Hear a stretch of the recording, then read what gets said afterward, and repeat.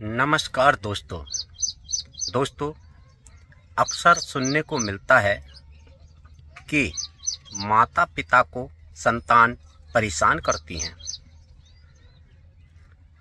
और माता पिता को वृद्ध आश्रम आदि में पहुंचा देती हैं या उनके घर में झगड़ा होता है, माता पिता दुखी रहते हैं।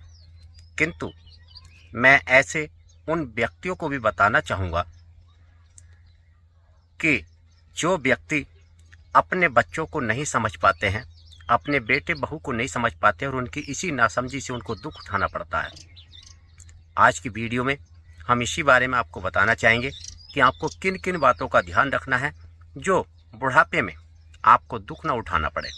आज की वीडियो हमारी उन माता पिता के लिए है जो भविष्य में इन बातों को अपनाकर दुख उठाने से बच जाएंगे। दोस्तों, मैं रुपेश कुमार, मेरा YouTube चैनल रुपेश यादव भक्ति। आप इस चैनल को अधिक से अधिक सब्सक्राइब करें, लाइक करें और शेयर करें। चलिए वीडियो शुरू करते हैं। दोस्तों, अक्सर बेटा या बहू की ही गलती नहीं होती है, कुछ जगह पर माता पिता की भी गलती होती है। ये नहीं है कि वो माता पिता हैं तो उनकी गलती नहीं है, नहीं, उनकी भी कुछ गलतियां होती हैं जिसके कारण उनको बुढ़ापे में दुख उठाना पड़ता है।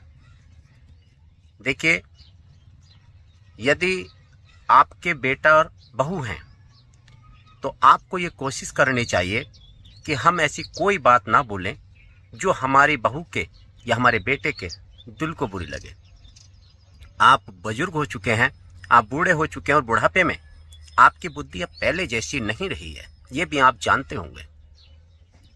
सोचने समझने की क्षमता भी बुढ़ापे में उम्र के साथ कुछ कम हो जाती है।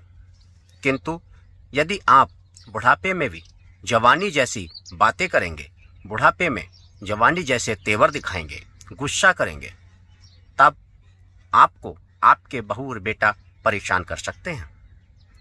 सर्वप्रथम इस बात का ध्यान रखें कि यदि जो माताजी हैं उनका यदि अपनी बहू से किसी बात को लेकर अनबन होती है तो कभी भी बहू के मायके वालों को बीच में न लाएं। अक्सर देखने को मिलता है कि बुजुर्ग महिला जो सास है, सास अपनी बहू के मायके वालों को बात बात पर झगड़े में बीच में लाती है, बोलती है देखे हैं तेरे मायके वाले। इस बात पर बहू चिढ़ जाती है और अपनी सास से झगड़ा करती है और उनको परेशान करती है, जिसके कारण बूढ़ा और बूढ़ी सास ससुर को दोनों को दुख उठाना पड़ता है। दूसरी बात, कभी भी अपनी बहू की बुराई कभी भी आस पड़ोस में जाकर नहीं करना चाहिए। देखिए, आपका खाना पीना रहना सहना इसी घर से चलेगा जो आपका है। आपका पड़ोसी कोई आपके खाने पीने का प्रबंध नहीं करेगा। आपका जो भी खाना पीना है वो आपके बहू और बेटा ही करेंगे। इसलिए कभी भी पड़ोसियों से अपनी बहू की या अपने बेटे की बुराई ना करें।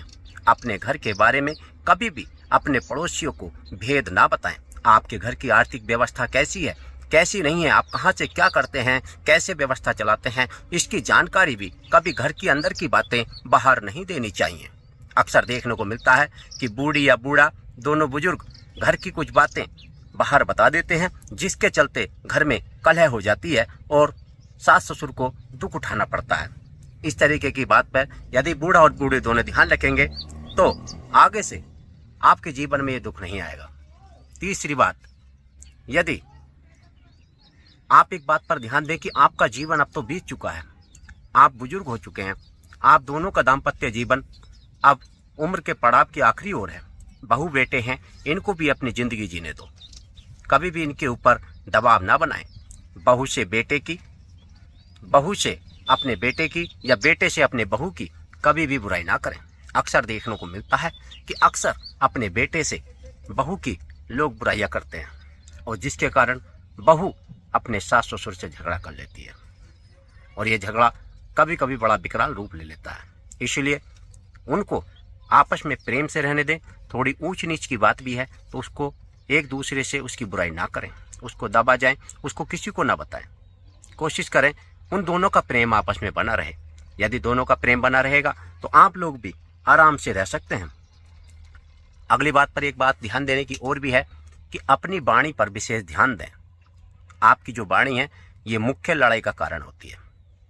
आपने देखा होगा अक्सर सास बहू के झगड़ों में मुख्य रूप से इस वाणी के ऊपर ही झगड़ा होता है, क्योंकि इस तरीके की बातें करते हैं कि बड़ी एक दिल को छोलती हुई जो चली जाती है, जो दिल को छीलती जाती, दिल को चीरती जाती, इस तरीके की वाणी यदि सास अपनी बहू को बोल देती है तो घर में झगड़ा शुरू हो जाता है।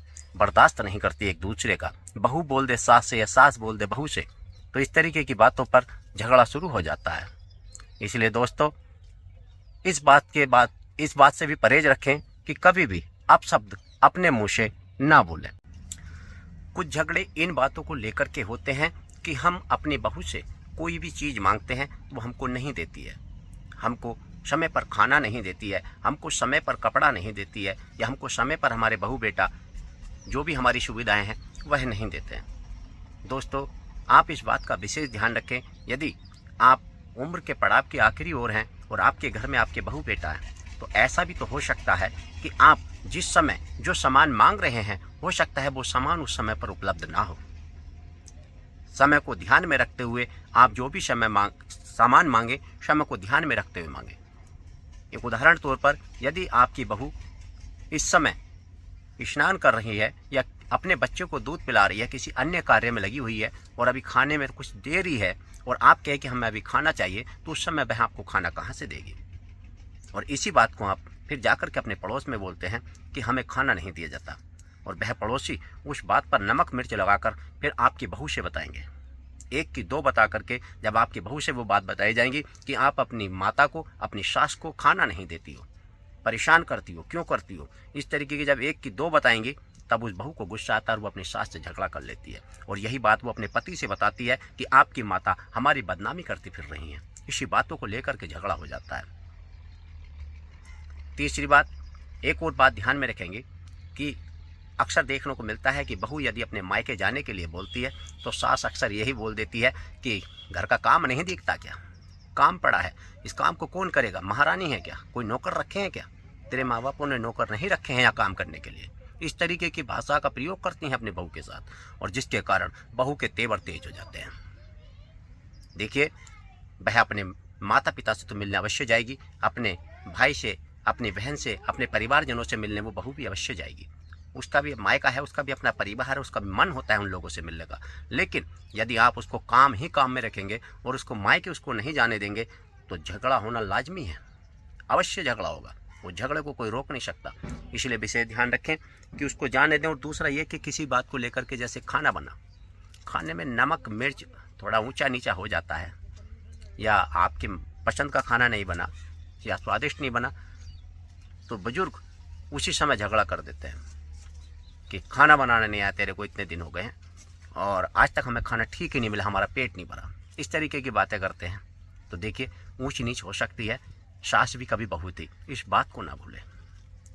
कभी ना कभी उससे भी खाना बनाने में कोई ना कोई भूल चूक अवश्य हुई होगी, किंतु वो अपनी भूल को, अपनी उस कमी को नहीं देखती कि मैं भी कभी बहू थी और मुझसे भी कभी कमियां हुई थी, किंतु वह अपनी बहू को इस तरीके की बातें बताती है और उससे झगड़ा करती है। इस बातों पर वह बहू चिढ़ जाती है और अपनी सास के साथ वह भी झगड़ा कर लेती है। अक्सर जो झगड़ा होता है माँ बेटे के बहुत कम और सास बहू के ज़्यादा होते हैं, इसलिए मैं इन्हीं पॉइंटों पर ज़्यादा ध्यान दे रहा हूँ। यदि आप इन बातों को विशेष रूप से ध्यान रखेंगे तो इस झगड़े से बच सकते हैं। इसी तरीके की और भी बात है, अगर आप इन बातों पर विशेष ध्यान रखें।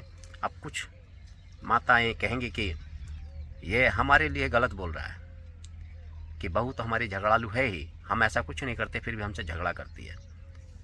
तो मेरा मकसद किसी बहू को बढ़ावा देना नहीं और किसी सास को नीचा दिखाना नहीं, या किसी सास को बढ़ावा देकर बहू को नीचा दिखाना नहीं। मेरा मकसद है कि आपस में सास बहू यदि तालमेल से रहेंगी तो परिवार में प्रेम बना रहेगा। आपको आपस में तालमेल कैसे रखना है, एक दूसरे की बर्दाश्त भी करनी है। बहू को सास की और सास को बहू की थोड़ी सी बर्दाश्त करनी पड़ती है। गुस्सा सभी को आता है और गुस्से को यदि एक दूसरा गुस्से का उत्तर गुस्से से ही देगा, क्रोध का उत्तर क्रोध से देगा, उत्तर का प्रत्युत्तर देगा, तो झगड़ा होना लाजमी है।